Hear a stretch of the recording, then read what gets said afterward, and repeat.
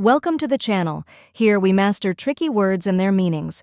Today we're tackling a word that's often used in discussions about communication and politics. Equivocate. It might seem tricky, but by the end of this video, you'll be able to pronounce it with confidence. The correct pronunciation is equivocate. Let's break it down. First we have IH, which sounds like the short I in sit. Next is quiv, which rhymes with give and has a KW sound at the beginning, like quick. Then comes which is a quick neutral sound like the A in sofa. Finally, Kate, which rhymes with late and sounds just like the word Kate. Now let's put it all together. Equivocate. Try repeating after me. Equivocate. Now a little faster. Equivocate. And at full speed. Equivocate. Keep practicing and soon this word will feel natural to you. Now that you've mastered the pronunciation, let's go over the meaning.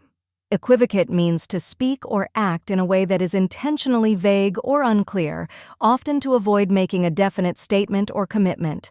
And that's it. Now you know how to pronounce equivocate and what it means.